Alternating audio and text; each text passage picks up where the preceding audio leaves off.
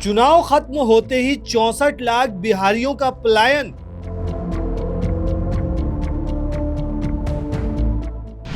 बिहार पर इतने मीम क्यों हो रहे वायरल? इन सब का जिम्मेदार तुम ही लोग हो और तुम सब इसी लायक हो। जाओ भेड़ बकरियों की तरह ट्रेन में। तुम लोगों को तो शिक्षा, रोजगार, स्वास्थ्य पर वोट देना नहीं है, बस चुनाव टाइम पर कुछ पैसा मिल जाए और वोट दे देना है। अब भुगतो, जाओ दिल्ली, मुंबई, गुजरात मजदूरी करो।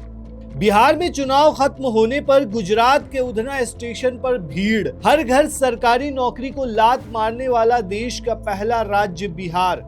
चलो गुजरात, वोट दो और गुजरात जाओ। फिर 5 साल बाद आऊंगा, वोट दूंगा और जनरल डब्बा में गुजरात जाऊंगा। काहे? तुमने वोट पलायन रोकने पर दिया क्या? अब काहे फालतू का रोना रो रहे हो? जाओ और काम करो। 5 साल बाद आना और 15,000 में अपना वोट देकर वापस चले जाना। दोस्तों, अगर आप इंस्टाग्राम, फेसबुक या फिर एक्स पर जाएंगे तो आपको इस तरह की बातें देखने को मिल जाएगी। कई वीडियोस मिल जाएंगे जिसमें ट्रेन में खचाखच भीड़ दिखेगी। कई मीम बन रहे होंगे, वोट दो बिहार में और फिर जाओ बाहर कमाने।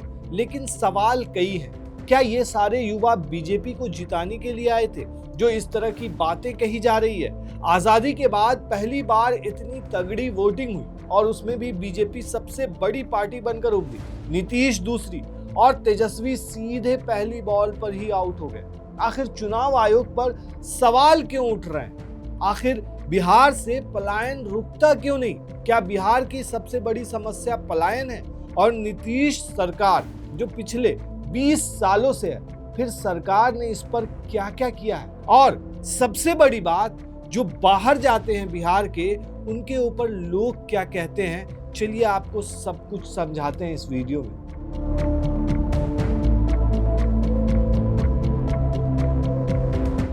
दोस्तों, आप यकीन नहीं करेंगे, 28 अक्टूबर से 16 नवंबर तक 64,65,330 यात्री सिर्फ दानापुर मंडल के स्टेशनों से टिकट लेकर यात्रा किए हैं।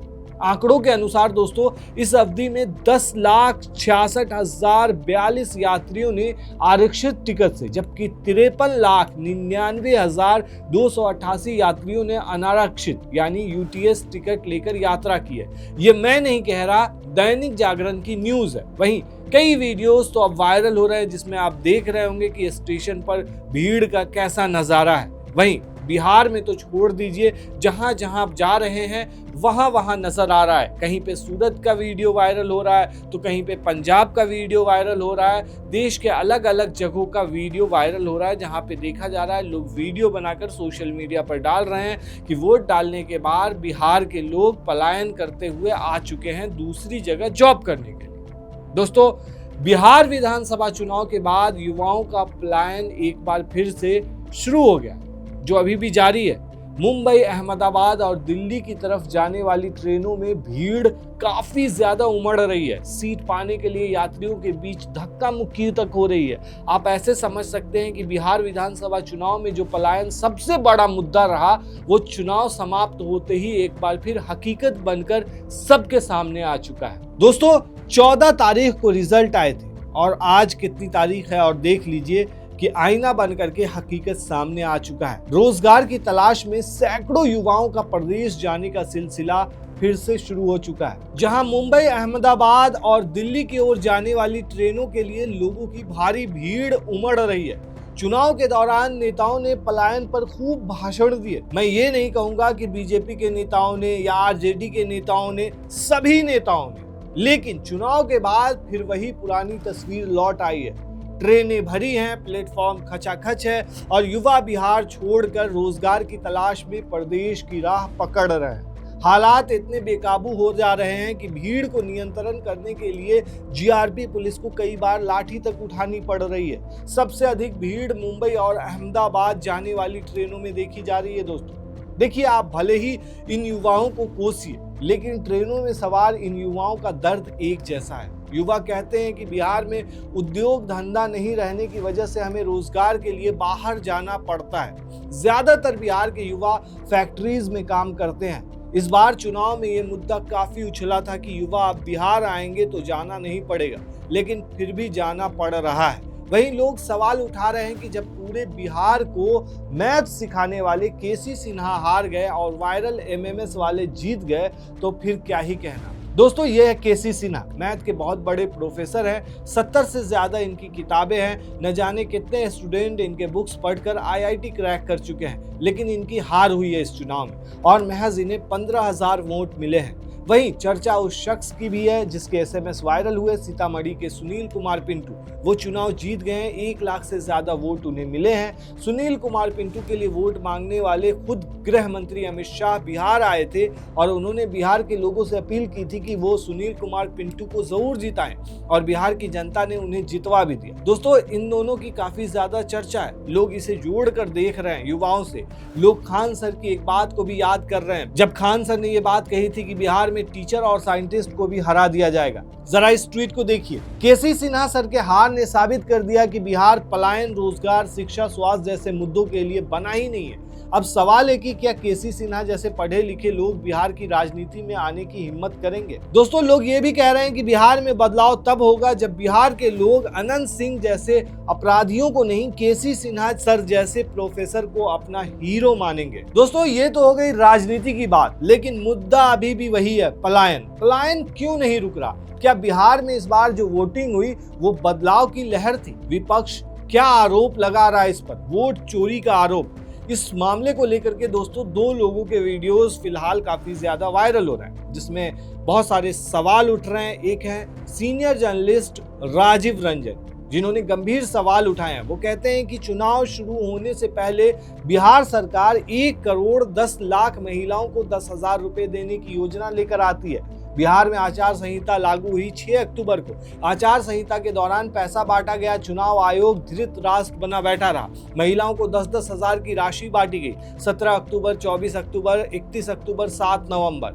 दोस्तों, इस तरीके से ये सवाल उठा रहे हैं राजीव रंजन कि सवाल इस बात का है कि आदर्श आचार संहिता लागू होने के बाद भी ऐसी योजना को चुनाव आयोग ने क्यों नहीं रोका। वहीं दोस्तों, जन सुराज ने एक और बड़ा आरोप लगाया है कि आईएमएफ से जो लोन लेकर उसके बाद बिहार की महिलाओं को पैसे बांटे गए। ये भी अपने आप में अभी काफी ज्यादा चीजें चल रही है दोस्तों। वहीं दूसरी तरफ बीबीसी की पत्रकार हैं जिनका बयान भी खूब वायरल हो रहा है। इंपॉर्टेंट क्वेश्चन, क्यों हार रहा है विपक्ष लगातार सारे चुनाव? ये बात विपक्ष को और आप लोगों को समझ लेनी चाहिए कि विपक्षी पार्टियों के हारने की ही गुंजाइश ज्यादा है। हमारी आंखों के सामने ही देश में एक ऐसा मजबूत सिस्टम तैयार हो गया है कि उसको तोड़ना किसी के बस की बात ही नहीं है। कोई लेवल प्लेइंग फील्ड नहीं है। किसी भी जगह जो सरकार है वो लोगों के खाते में पैसा डाल रही है। मॉडल कोड ऑफ कंडक्ट लागू है, तब भी लोगों के खाते में पैसा आ रहा है। पहले चरण के चुनाव के बाद भी आ रहा है। ये पैसा तो 5 साल में कभी भी दिया जा सकता था, लेकिन चुनाव के दौरान ही क्यों? क्या विपक्ष पैसा डाल सकता है ऐसे लोगों के खाते में? नहीं। और इलेक्शन कमीशन बिल्कुल इस पर आपत्ति जता सकता था, पर कैसा हुआ? नहीं। फिर चुनाव में खर्च होने वाला पैसा जिसकी कोई सीमा ही नहीं है, ये इन्हीं सब राजनीतिक पार्टियों ने ही रूल बनाए हैं और चलते रहने दिए कि एक पार्टी को कितना भी चंदा लेने का अधिकार है, ना वे आरटीआई के दायरे में आती हैं। फिर इलेक्टोरल बॉन्ड ले आए, 6 साल तक ये खेल चलता रहा और फिर सुप्रीम कोर्ट को याद आया कि अरे ये तो इलीगल है। सबसे ज्यादा पैसा बीजेपी ने कमाया इससे, 4 साल में 5,271 करोड़ और कांग्रेस को 952 करोड़। कोई बराबरी है? जिस पार्टी के पास पैसा ज्यादा है वो तो फिर कुछ भी कर सकती है। सबको पता है वोटिंग से पहले पैसा बढ़ता है, सब पार्टियां बांटती हैं, लेकिन जिसके पास ज्यादा पैसा है वो ज्यादा पैसा दे सकती है। तो मुझे बताइए, विपक्षी पार्टी ऐसा क्या वादा कर देगी, ऐसा क्या ही कह देगी जो उस पूरे सिस्टम से कम्पीट कर सके? बेशक ये सभी पार्टियां चंदे के सिस्टम को बनाने के लिए जिम्मेदार हैं, इसलिए उनका कोई मोरल ग्राउंड ही नहीं है कुछ कहने का।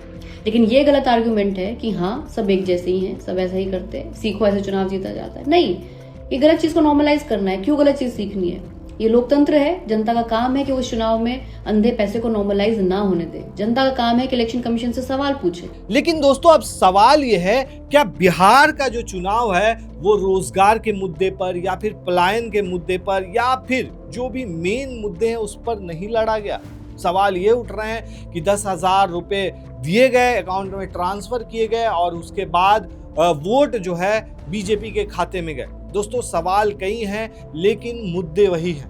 मुद्दे अभी भी वही हैं कि बिहार के अंदर में पलायन क्यों नहीं रुक रहा है और रोजगार लोगों को क्यों नहीं मिल रहा है। हालांकि देखा जाए दोस्तों तो ये चीज नहीं कही जा सकती है, जिस तरीके से नीतीश कुमार का कार्यकाल रहा है वो काफी अच्छा भी रहा है। इतने दिनों तक रहने के बावजूद भी उन पे एक भी आरोप नहीं लगे, इस तरीके के भ्रष्टाचार के आरोप आप कह सकते हैं। इस चीज को नकारा नहीं जा सकता है दोस्तों, बिल्कुल भी नहीं नकारा जा सकता है कि 2005 से पहले बिहार क्या था और 2005 के बाद तरक्की की ओर अग्रसर है। लेकिन फिर भी पलायन जैसे मुद्दे पर संजीदगी नहीं दिखाई जाती है। लोगों को जिस तरीके से प्रोत्साहित किया जाता है, जिस तरीके से फैक्ट्रीज नहीं लग रही हैं बिहार के अंदर में, और जिस तरीके के मुद्दे हैं वो जो रियल मुद्दे हैं वो खुलकर सामने नहीं आते हैं, और जितने भी चुनावी भाषण में इस तरह के मुद्दे एकदम से विलुप्त हो जाते हैं। लेकिन हालांकि देखा जाए दोस्तों तो इस बार के चुनाव में ये मुद्दे थे। खास करके दोस्तों अगर देखा जाए तो जनसुराज ने भी इस मुद्दे को काफी ज्यादा उठाया था। अब देखने वाली बात यह है कि इस सब मुद्दे पे, रियल मुद्दे पे बिहार के अंदर क्या फैसला लेती है। अब जो सरकार चुन करके आई है वो पलायन पे क्या रुख अपनाती है, और जो बिहार के युवा हैं उनको अपने ही प्रदेश में यानी कि अपने ही स्टेट के अंदर रोजगार दिलाने में कितनी कामयाबी हासिल करती है। आपको क्या लगता है दोस्तों इस पूरे मामले पर, हमें कमेंट में जरूर बताएं। शुक्रिया।